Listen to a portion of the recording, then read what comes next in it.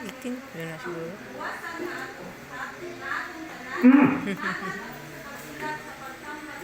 Ha?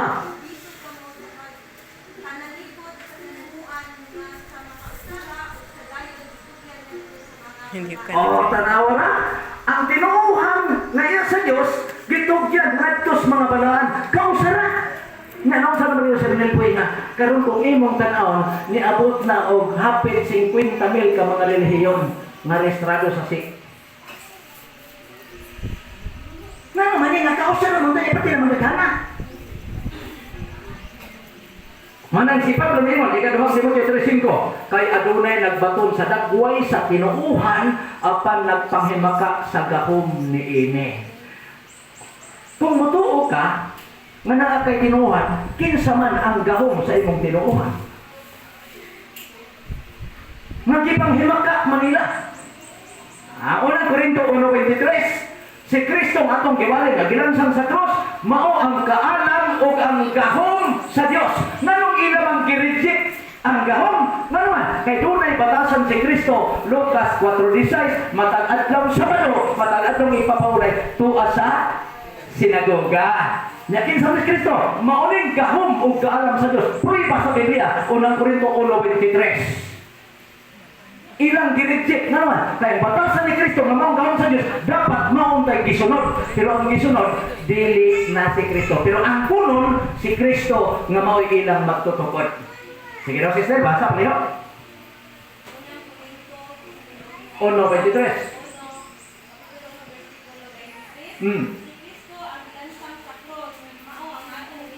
Ah.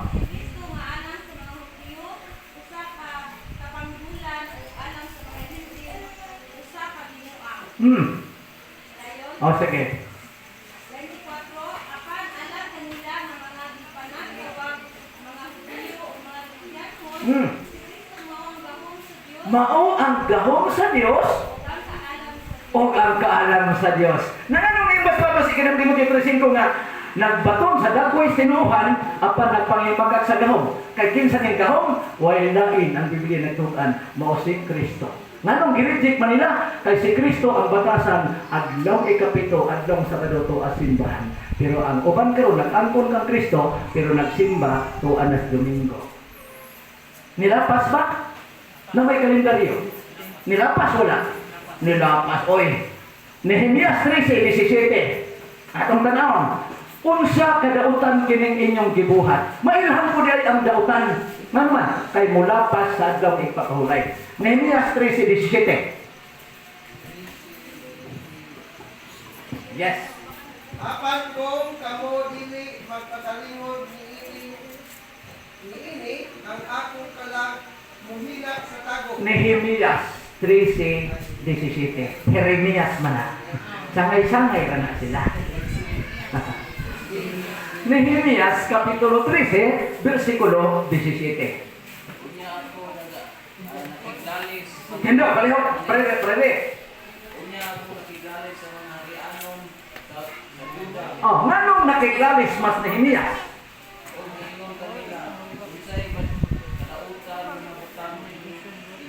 Unsang kadaotang butang kining inyong gibuhat? Unsa man day gibuhat? Kinapas ang adlaw ipapahulay. Pangutana na may kalendaryo. Kung adto ka Domingo, nilapas ka wala. Unya dili ka stirne. Lapas. Lapas ba? Sure.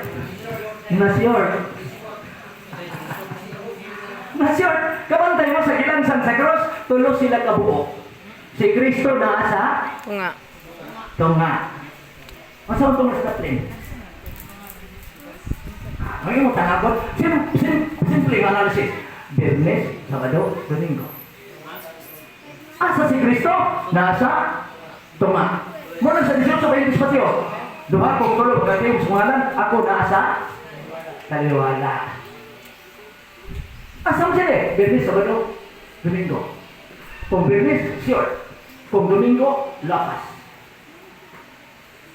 Muna yung mga na ang ilhanan nga ito mahimong balaan, sundon si Kristo nga mao ang gahom sa Dios.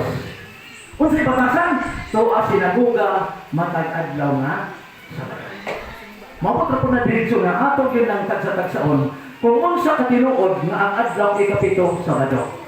Kaya ang RCC, grabe nilang claim na mga SDA, huwag menteryo, mga SDA, huwag kalendaryo, mga SDA, huwag Biblia. Huwag nyo wala tanan, nasa menteryo.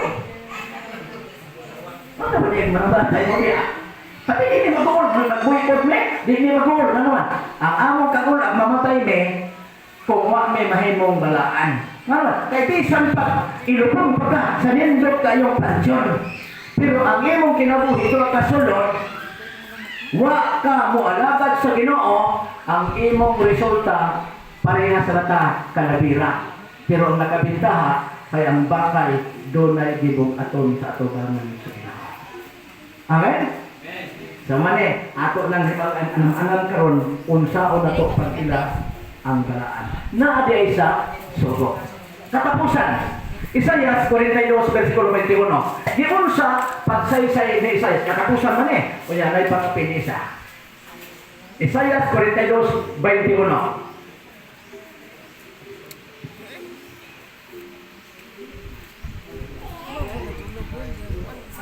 Nakapahimuot ka na kang Jehova. Yes. Tungod sa iyang pagkamataro. Yes. Sa pagkadako. Sa pagpadako sa kasuguan. Ug ang pagbuhat niini nga dungganan. Tama kang Diyos, Romanos 13, dili ang nagpatalingho, kung di ka ito, nagbuhat mga igsoon. Kung siya gisulti, mga ng bersikulo, gigamit na ko sa pastor sa Church of Christ. Sige, mag-abot ka, tablahin eh, wala naman kay sugo. Kaya akong basahon mo, gipadako ni sa Diyos. Kung doon na kay teksto, makita sa Biblia, gipagamay sa Diyos ang sugo. Tabla. Pwede pa kakadao. Gipadako sa Diyos ang kasuguan. O kung sa ang pagbuhat nini nga dungganan. Di na kaigo na kapaminaw kundi imong buhaton. Pinagaya ko ng tres. Yung dito, kulahan ang nagbasa o ang nagpatalingo. O ang tanan nga nagtuman sa naisulat ni ini. Di na igo ra nakadumaw. O niya, wala niya tuman. Santiago 4:17. Kadtong nasayog na kung sa imaayong buhaton, apan wa buhata, nakasala na siyang sugod sa Diyos. At kung wa pa ta mahitaw, di pa kayo sinti sa Diyos magsisungan.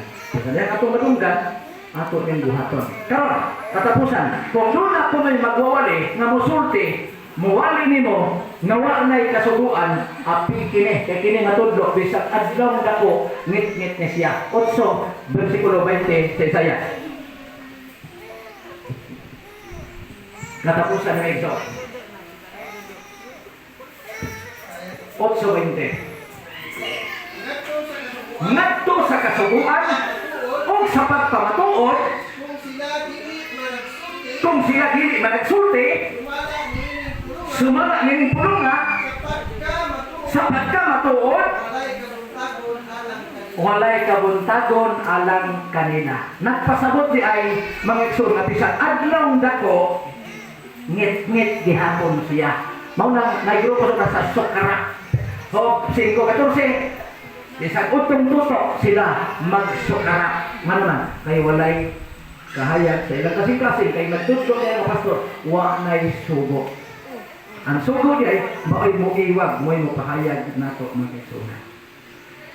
Sa sunod na Sabado, tingali, bansa na po ni Sister Giving, siya na po ang magdumala niya niya makaisunan. Maamo lang yung tabangan. Amo yung tabangan. So, sa di pa ko malingkod, basig na amoy clarification.